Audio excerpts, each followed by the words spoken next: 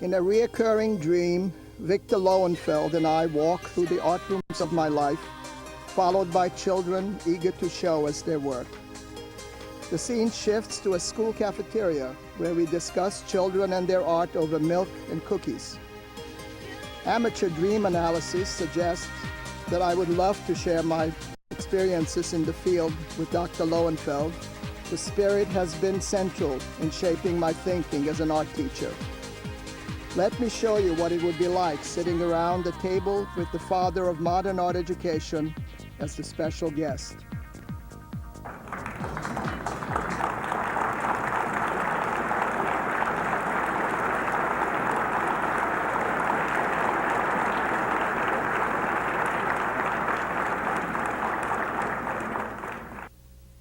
The archival memories of art teachers hold fascinating images. What are your earliest impressions of your art education in Budapest? My art career ended soon after it began, when I was determined not to have art aptitude on a national art aptitude test. I can still feel the winding line of classmates pushing me closer to the stage of a gold leaf auditorium. Soon it was my turn to stand between the dusty green curtains, to take the mic and sing the Hungarian national anthem. I remember the elbows of classmates, damming their ears to protect them from the dreadful sounds. The second part of arts exam day was the visual arts. Since my skills of copying apples on graph paper were not significantly better than my ability to carry a tune, after this first grade test, I was dismissed from further art studies. I traveled a long road from Hungary to Austria and the public schools of New York City to find my way back to art. I valued my decision to become an artist and later an art teacher because I was free to make it. What appealed to me about America and becoming an artist was independence. Preparing children in art is laying a groundwork for artistic independence, the most important ticket to sustain a life in art. Children are resilient enough to triumph over the most inappropriate art experiences. What helped you to sustain a passion for art even though you were certifiably not good at it? Living in a communist country taught me to appreciate freedom. In spite of incredible threats and reprisals, my father refused to join the Communist Party. My parents' secret motto, which could only be whispered to me, "One day we will leave." I did not totally understand what freedom I was missing, but I knew it was important to mention in a whisper and for us to leave our home. My parents' willingness to question the authorities and our way of life, I guess, taught me something. After leaving Hungary, I was still not sure what freedom was until I began painting in an American art room. Freedom was more apparent to me in the art class than in any other part of the school. In America, apples were carried only in my lunchbox. My teacher encouraged us to look for our own ideas and to ourselves first for answers. He asked the class to question, feel free to invent, and even alter his assignments. I was unafraid to dream and create the most unusual things. So what other profession could I have possibly chosen? When it came to making a career choice, art felt most like the freedom we came in search of. Yeah. Bustin'.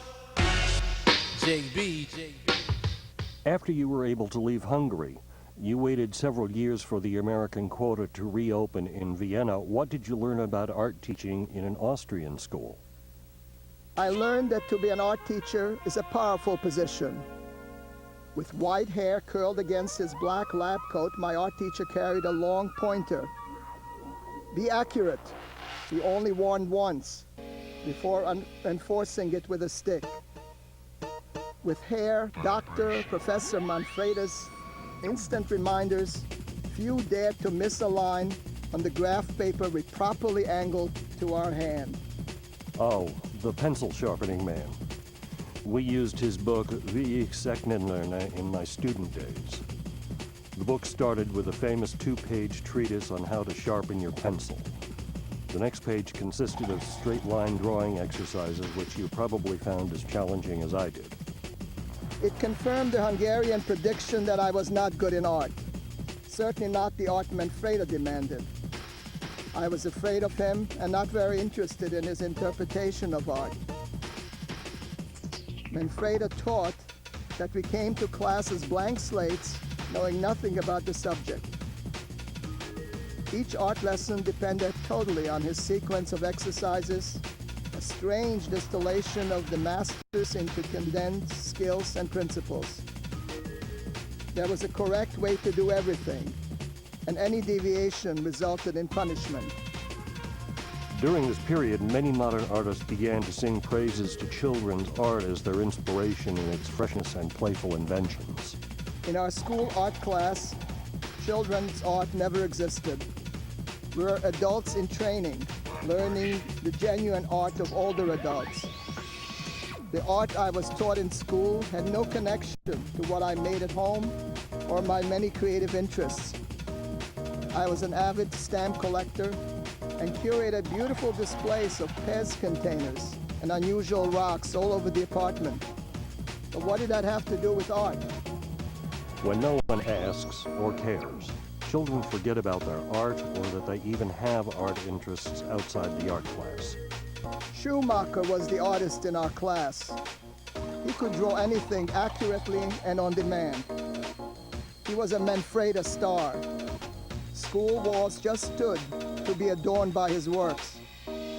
Art class was incredibly stressful, and I was happy to find any excuse not to attend.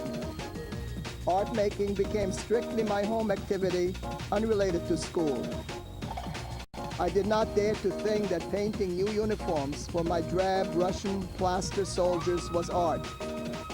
I decorated my Kleinbahn, toy train, with stickers and nail polish, and made cardboard tunnels, bridges, stations, and other train components my parents could not afford. In a world before television, there was plenty of time to play, yet little money to buy toys, so we made them. I left the official art, I called communist art, to Schumacher. When art emanates only from the teacher, then children clearly know who the class artist is and what is accepted as art. Was your independent art at home ever appreciated? I was introduced to Herr Mahler, an elderly artist at the orphanage for Hungarian children separated from their parents during the exodus after the '56 revolution. My mother worked for the IRC, International Rescue Committee. They established a school where Mahler taught art classes. Mahler happily shared his art and studio and showed me how to build my train landscapes out of clay. He was also a Pez collector, and as he drew and I worked in clay, we talked about art and life and Pez. I remember sculpting an oversized bust of Mozart to replace a head on a disabled Pez container. The way he spoke to me, I was sure he thought I was also 64 and a fellow artist. Mahler treated children as colleagues, and art teaching is comparing notes between artists in a studio. He listened with interest to my collections and what I created at home. Children's unique art resumes are not always appreciated when they come to school. This may still be an international dilemma. With your background, you cultivated a lot of sympathy for the problems young artists encounter in school. It is difficult to go from living life as an artist outside of school to life as a student. Having made jewelry from pencil shavings, curating a large Band-Aid collection, or having set beautiful dinner tables is not considered a valuable art experience. Most children's art media has yet to be appreciated by the art world. Children come to the art class as inventors, designers, collectors, beautifiers with vast creative skills and experience. They come with ideas, confidence, and playful hands, excited to do research in pockets and pocketbooks. Young children were used to independent search and art making at home. They started as full-time artists, became part-time artists, and ended up with no time and validation for their own art in school. Your view of art teaching is one of offering hope to children to be once again accepted and rewarded for their unique art. In Vienna, I learned that art classes should not be run from a single point of view with simple exercises and simple answers to art. Later in life, I realized that all artists, young and old, have a difficult time in school. I'm glad to be an art teacher, so I can help reduce school pressures, art pressures, and life pressures on young artists as they search for their art. The independence an artist requires in school or in life is a risky business, which takes courage to demonstrate in an art class. Monday, Tuesday, Wednesday. And again, a new language and a different approach to art teaching. What were your days like in your American school? I spent school days in Mr. Williams's art class. We could not speak, but he designed a corner of his room to be my studio. To support my art, he generously offered art gifts. One day, a checkered vinyl tablecloth with soft fabric backing. Another day, a crate of his oil pastels. Since it seemed fine to paint on different surfaces, I cut out cowboy scenes from cereal boxes and painted skyscraper fantasies on French bread bags. I brought my family album to school and painted several portraits of our departure from Vienna. The ocean, which I only imagined in childhood storybooks, I now painted from experience over Mr. Williams's blue X-rays. Each morning I would be ready with ideas, and he with faith in my ability to use things creatively. My stature as an artist gave me courage to face other school obstacles. Mr. Williams influenced a new American artist without defining for you what American art was. He didn't craft your art ideas or behave as the judge and jury for the correct interpretation of them. No, he was not the kind of art teacher who had a big idea, did the shopping, created a list of requirements, and scores of great artworks were made to satisfy his plan. Mr. Williams allowed me to refer to my new life and experiences as the source for the art I made. He waited with interest for all I had to say about America through my paintings.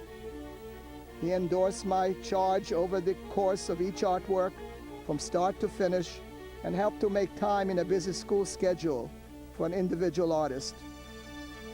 In Mr. Williams's class, I found my first studio and was challenged to work independently, feeling what it is like to be a real artist. Mr. Williams was obviously influential in your later approach to art teaching. Yes, we clearly knew that there were other artists in the art class and the kinds of support they needed. He understood whose art was being made in the art class and to respect it. I learned from him that an art assignment and a student's idea are separate things, not to be confused. Art is not an exercise or a response to something someone else envisioned and has no meaning to the artist. An art class cannot be run by assignments alone if the artist in children is to be preserved. Art cannot result from students constantly being told what to do, representing art as something already known and invented. Supporting children's searches and teaching them to find their art sources was Mr. Williams's way, which I recognize more after I learned to speak English. But you were an exceptional student, so well prepared for class. Can we teach all our students to come prepared as young artists to art class? I came to Mr. Williams's class prepared to work every day. Students should be as well prepared for an art class as the art teacher. Art teaching is preparing students to search for art and ideas all the time and to bring their findings to class. Students should arrive with pockets and notes filled with objects and ideas, having searched, picked up, fixed, built, and taken things apart. Students should also leave every art class feeling that they have great ideas and the plans to further explore those ideas. Art teaching is finding ways to recognize students' ideas and involve their interests and experiences in the formulation of an artwork. The teacher's presentation should be no more than an appetizer. Designs for imaginative settings that break from school routines, performances to inspire fantasies, and shopping sites from which students can build their art. A good art teacher involves students in every aspect of the search for ideas, materials, and techniques. What you are saying is that art in school needs to be a result of independent thought and action. The art teacher has to know how and when to let go. They're not responsible for arranging a foolproof art experience. Perhaps we need to constantly ask ourselves whose art is being made in our art class and how it can become the student's art.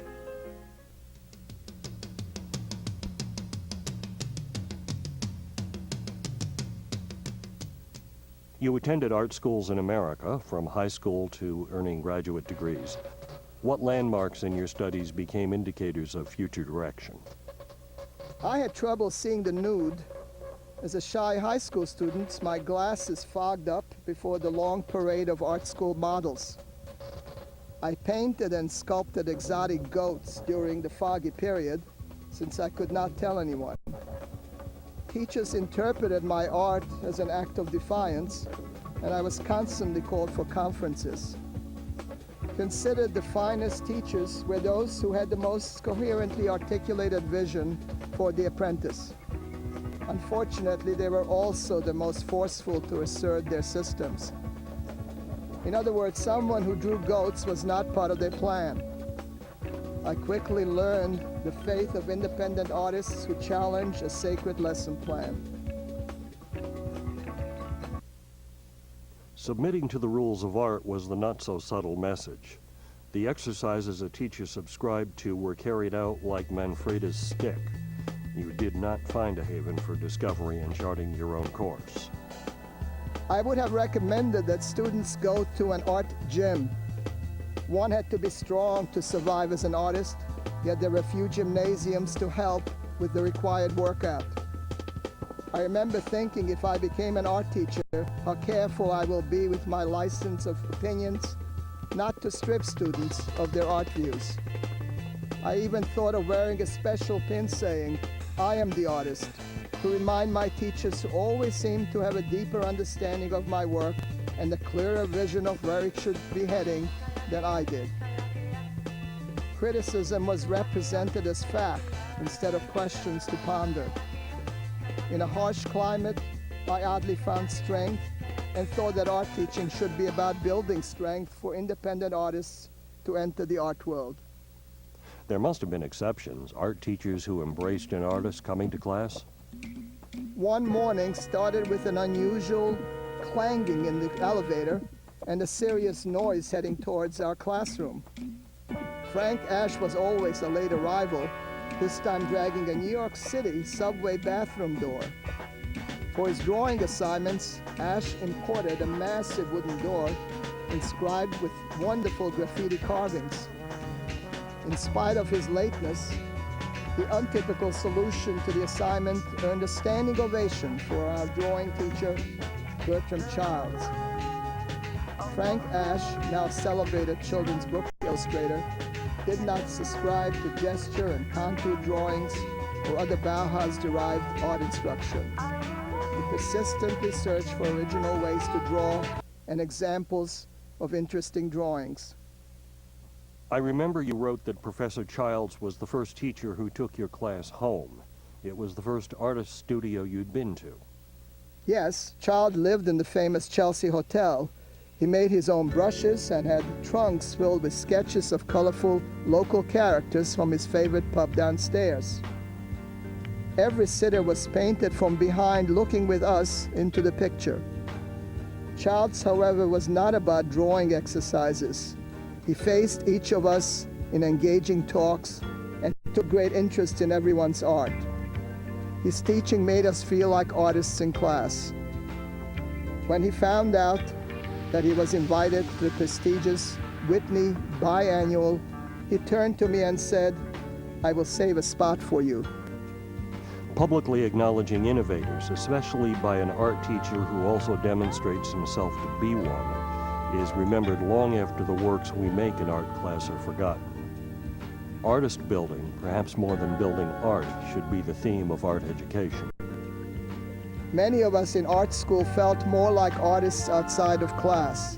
In fact, many of my colleagues should have been enrolled in cafeteria studies.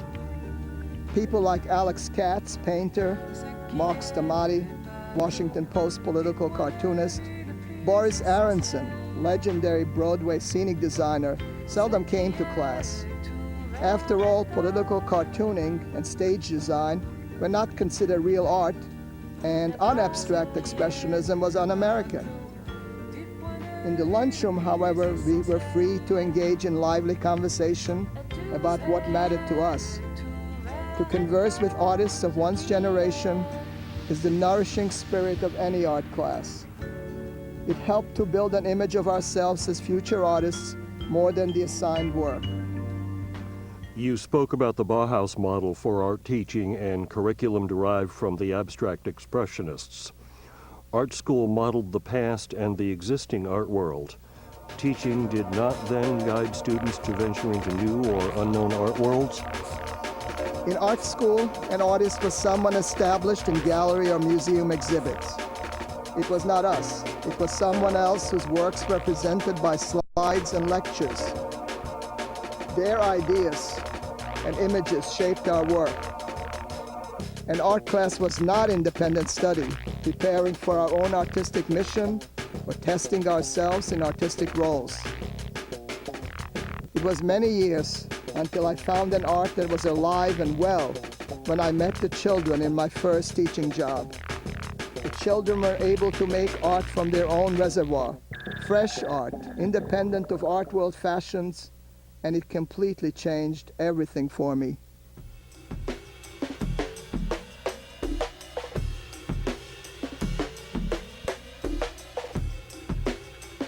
You graduated from art school in 1969 during the Vietnam War era.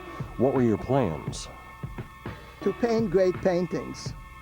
I harbored a secret desire to teach, but as a draft-deferred occupation, it was hard to find work. The New York City art teaching examination was also troublesome. The famous draw a hand test? Before the test, I was confident, since 4 years before, I sat in the Great Hall of Cooper Union and scored high for my expressive hands on an examination item titled The Subway. Surrounded by anxious students' hands and feet, it was natural to commute them into a subway car. I was one of 25 successful candidates from 1,200 applicants. With the rising draft, I had no shortage of nervous hand models at the Board of Education.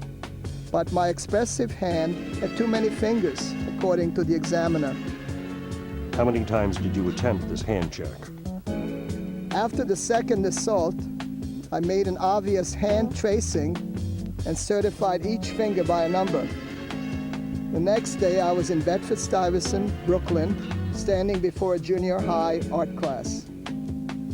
The experience foreshadowed the remoteness of the school system from the center of the art world in which we resided. You had no orientation, no education courses, you did not student teach? Not immediately, but in-service training was mandatory from day one. I was always waiting for someone to ask how I was doing in class, but I was simply handed teaching manuals and detailed instructions for using the New York City art curriculum. Taught not to approach anything as an artist by the Board of Examiners, in-service training further assured me that art teachers cannot be trusted to develop their own teaching materials. The value of my uniqueness as an artist in the schools was administratively dismissed. What was it like for you to be a New York City public school art teacher in the early 70s? Every day at Junior High School 111, I felt like Picasso encountering African art for the first time. Every day was a wonderful discovery of incredibly animated, funny, and unique art that was not trying to imitate well-known artists. There was more action in the children's work than in any action art I studied, and it was created more joyfully and reflected life more honestly than anything I came across during my art school years. I did not pretend to be an expert in children's art, so I humbly sat back, listened, and enjoyed what I saw and heard. After the business-like atmosphere of art school, it was hard to believe that anyone was still excited about painting. But my children applauded when I opened the paint closet. It only took the demonstration of a bit of interest, and the children came in with pockets filled with found treasures and ideas they flowingly talked about. A trusted partnership became the basis for teaching. It was children who taught you by being open to their independence, their interests, and their art. Your art teaching was learning about children's art from children. It was exciting to start my first job in a brand new school where neither furniture nor art supplies were ordered. The empty room offered a tremendous flexibility in the use of space. Art making immediately moved to the floor, which I found to be a natural children's play space. The open room invigorated a dance with tools like they were toys, performing with props, and the setup of borderless art on a giant floor scale. From 1001 project ideas using the New York Times, school-wide treasure hunts were organized. The children enjoyed deliberating on future projects and sites to where we could go and search for materials. Children came to class sharing collections, the adventures of finding them, and ideas webbed around each object. Because this was the way I worked as an artist, I did not consider it unusual. So there you were discussing shop with kids in an open studio and found them to be natural treasure hunters, planners, and colleagues at heart. When did the furniture and supplies arrive, and did that change matters? By the time our order arrived, I was already at PS 157 in the same district. I was known as the moving man. I moved furniture out of the room in the morning to be replaced by dutiful custodian elves at night. In the forgotten district, art supplies were scarce, but residency in an area of warehouses and factories held unlimited opportunities for young treasure seekers. Soon every corner of the art room was overflowing with street finds and industrial discards hauled in by students. Although I did insist that Anthony Cherry returned a case of Drake's cakes to the plant. Artistic search and rescue in environmental art supply stores allowed creative independence even for the youngest student. Finding possibilities in all kinds of forms, searching, collecting, and shopping became our trademark. Students participating in all parts of the art planning and search demystified how an artist and art teacher finds ideas. In your art room, students were not wed to desks. They were expected to browse, to get up, and serve themselves. You encouraged children's active and playful hands. I spent my youth with my hands behind my back. Briefly, one could be raised at a correct angle to answer a question. An art class has to make room for playing and active investigating. Motionless and still classrooms house students, but not children. Writing elbows, silent, motionless hands, rounded feet need to become animated. Students need to feel free in order to take charge of their art, accept responsibility for selecting materials, discovering interesting workspaces, finding new tools, exploring techniques, and finding inspiration for a lively and free art. In your elementary teaching, you not only prepared art lessons, but prepared students for each art experience. I remember my elementary school art room feeling like the Piats, the Hungarian outdoor market from my childhood. I didn't serve art in my art room. Students were invited to get up and shop for it. When kids' pockets and lunch boxes are overflowing with objects, they cannot wait to talk about it.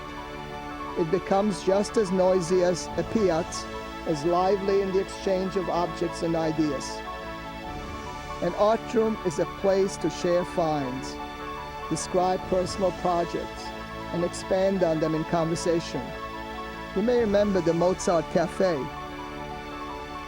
I spent many hours at the Mozart in Vienna with fine pastry and lively talks about art. At PS 157, I used to serve with play tea sets to welcome artist talks, sharing experiences, sightings, new finds, and special places visited. Young artists harbor great creative plans if someone is willing to listen and not preempt it with their own art lesson. If students are to become their own art teachers, they have to learn to discover their own assignments. You are suggesting that teachers not just assign, but explain, discuss, and involve students in forming every step of an art lesson. An art lesson is a demonstration of possibilities. It helps to start at the beginning and show students where your art lesson ideas came from and how it branched out. Share the places where you shopped, especially places students are also interested in. Show students your ways of planning artworks and art lessons, what you found on the floor or in a store, your souvenirs, photos. Share your visual plan books. When it came to art teaching, did you immediately emphasize the notion of letting go, appreciating the other artists in the room, valuing the children and their ideas? No, like other new teachers, I clung to my file cards and the security of my script. Teaching life started insecurely. It takes a certain confidence to notice that there are other artists in your room and to allow their creative ideas to take center stage. It takes time for a new teacher to have the confidence and wisdom to allow young artists into the class, to discover what is important to them, to find value in their choices, collections, stories, and art ideas. Coming from art school, I first had to learn how to maintain myself and flourish as an artist before I could inspire others to become fearless inventors, playful investigators, and avid collectors.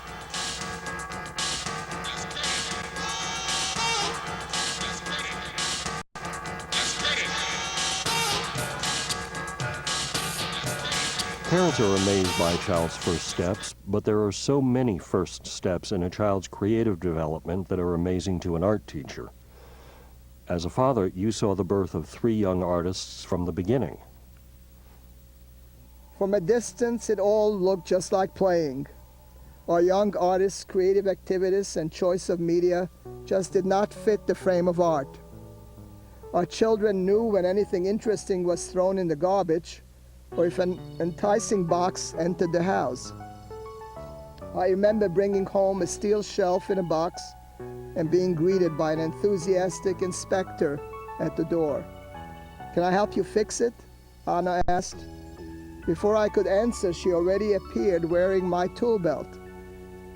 While engrossed in the phone book-sized instructions in 7 languages and looking for the number 9 screw, Anna already assembled most of the pieces. It could be a space station, she thought out loud, as I looked up at the wonderful free form being tipped to its side. Our children invited themselves to help put things together, but more often to take things apart. It was disturbing to see how little my art teaching, before I lived with young artists, had to do with children's art. Of course, metal shelves become the erector set in your art room. If home helpers are frequently employed, do they become independent artists? What did your children think of your obvious enthusiasm about their home creations? They didn't care, but wanted to come along to show their work to my students. After assembling and nail polishing my wife's hair curlers, Anna asked if I had taken a picture of them yet, and did I want to take her people to school.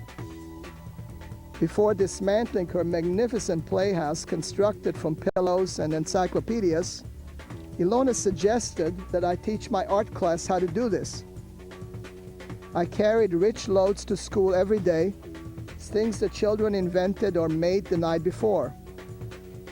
Home art was their idea, something needed for the dollhouse, something in their rooms, always required decorating or display.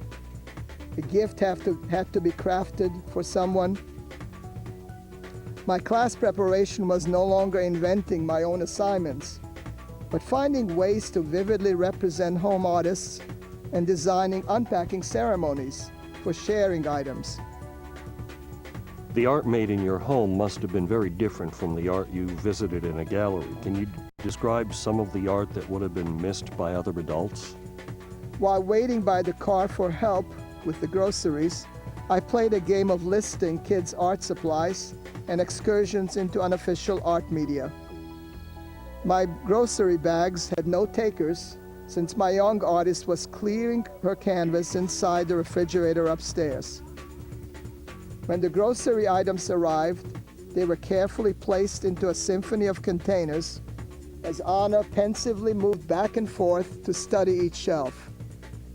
When the display passed her inspection, she turned to the outside door to adjust stickers, pictures, and magnets. We were invited to the opening of the refrigerator door. Anna then turned her attention to the art of the dinner table. I remember photographing unsigned sock drawers, toy shelf setups, and documenting the reorganization of my wife's jewelry box. Some of the children's best works were displayed on toy shelves, bulletin boards, or doors. When all these children's things appeared in class, what did your students think? It became a different art class. Students felt that their discoveries and home inventions were finally relevant to school art. Students loved to see the works of other children. It was art they were familiar with and participated in that was finally recognized. It provided students confidence to talk about their home finds and reveal home creations. I was granted the informal title of a trusted adult, someone it was all right to show even the most secret collections. Recognizing home artists gave my art class back to children. You suggested that an art teacher's training begin at home, visiting the studios of artists who will come to art classes. Art teachers should not only study the way children approach art making, but also how appreciation for beautiful things form at home. Our children grew up as caretakers of the vitrine, our living room display cabinet of family treasures. They loved to dust and arrange china, climb facets of our crystals, and polish silver while learning of each item's travels through family history.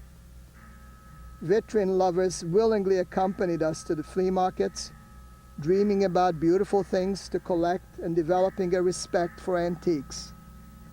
Ilona became a headhunter, displaying vintage ladies' flower vases. Anna looked for old dolls and preserved old kitchen toys. Jacob became interested in tobacco baseball cards. We showed respect for the children's wasps' nests, erasers, bottle caps, and other things they designated as collectible. My new approach to teaching art history and appreciation through objects of interest to children was natural after meeting future collectors, curators, and preservationists at home.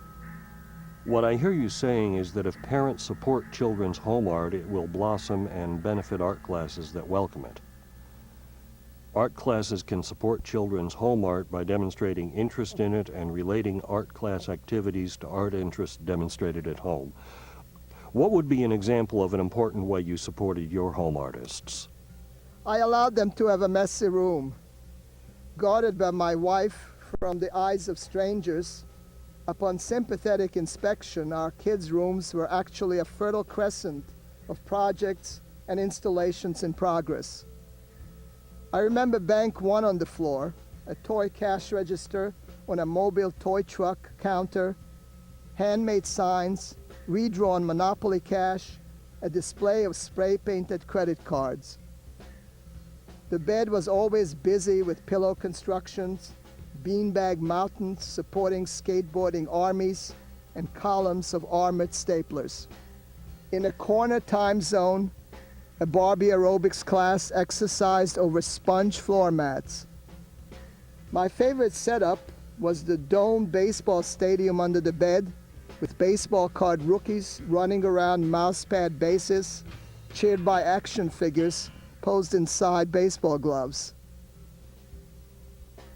Just not rushing to clean up, to discard childhoods, and allowing art studios, kids' messy rooms, to linger before they become home offices, preserves independent home art.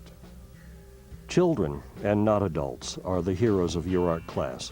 Parenthood obviously provided you a great appreciation of children's rich multimedia art, which you urged art teachers to find out more about. You think children don't receive respect for their accomplishments because of its temporary constructs in messy rooms invisible to the art world? We teach that the beginning of children's art is scribbling, in spite of children's many earlier accomplishments. We need to recognize playful animators, set designers, display artists, and directors of a cast of 1,000 action toys, dressing figures and designing restaurants, furnishing the environment of countless playhouses and block palaces. If only art rooms would be as alive as a child's room while designing play setups, with hands freely soaring and inventing, objects moving and taking on new formations, even voices and stories becoming part of the ensemble. I spent a lot of time on the floor in my children's studio, where I became an art teacher.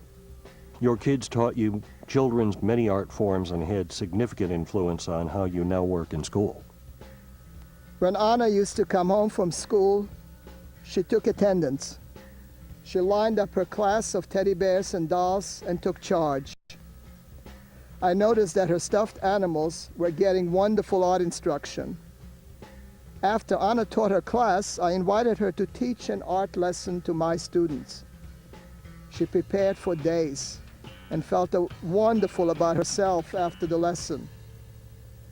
The guest instructor inspired other students in my class to audition for the job. Children love to play school, and it became a custom in my art class to schedule students from the class to present original art lessons. I discuss lesson ideas and possibilities with children preparing to teach, especially the notion that artists are those who are their own art teachers, not unlike the process they are practicing.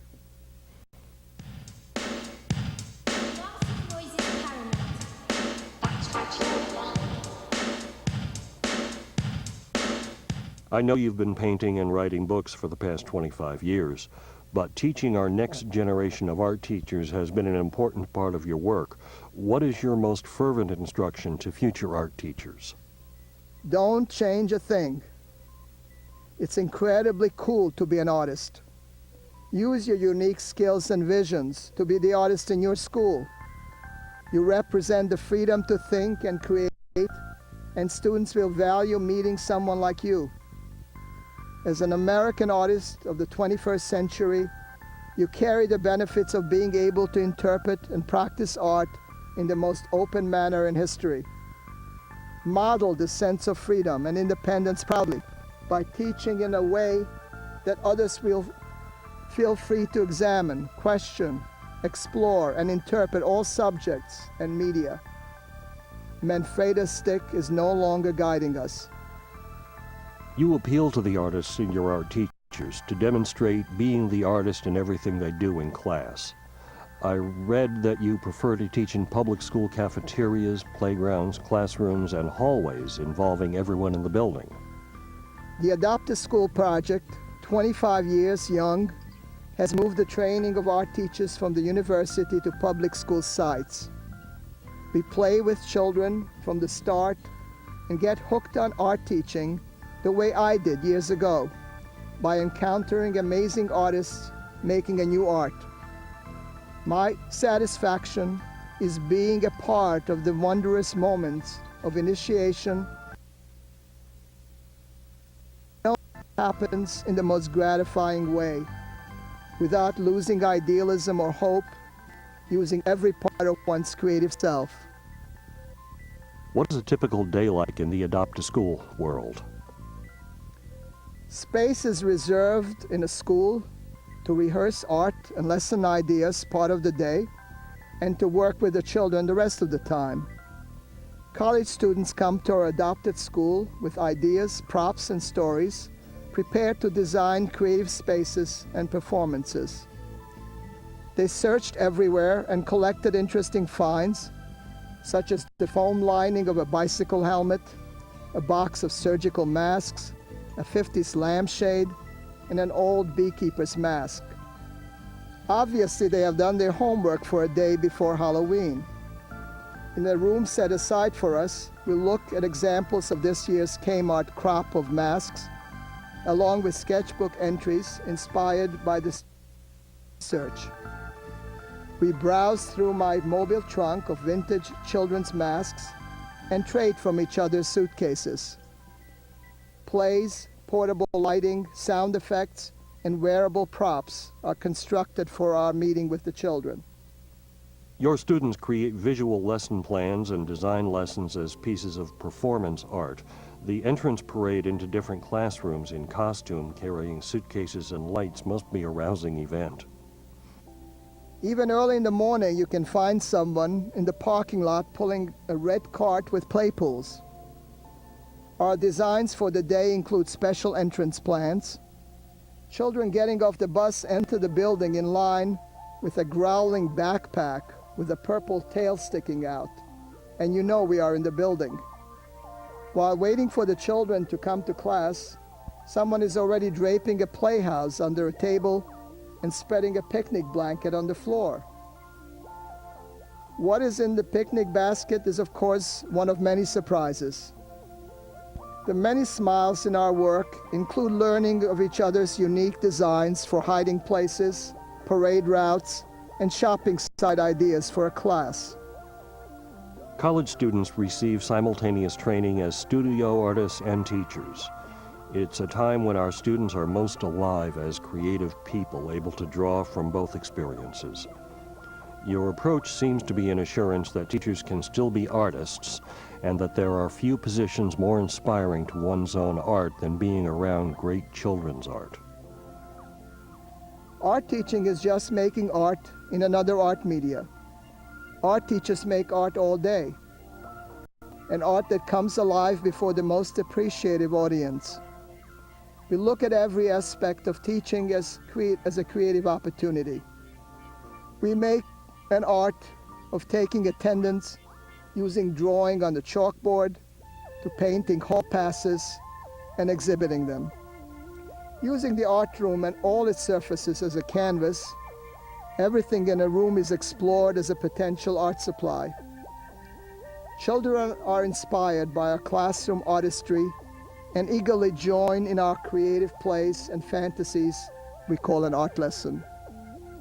Even our young artists see how much fun it is to be an art teacher.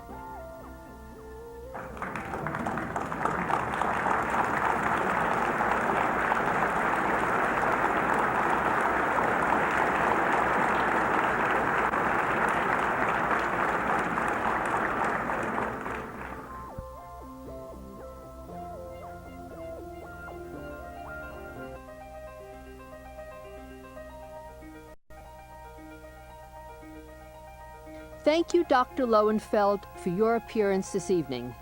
It's getting late, but a few questions remain for Dr. Szekely. I hope you don't mind responding to our audience. In every art class, there is a rebel. Are you saying that instead of pacifying individuals, an art class should be run to inspire dissidents? During the past few years, I moved my art to the floor and filled galleries with painted floor tiles.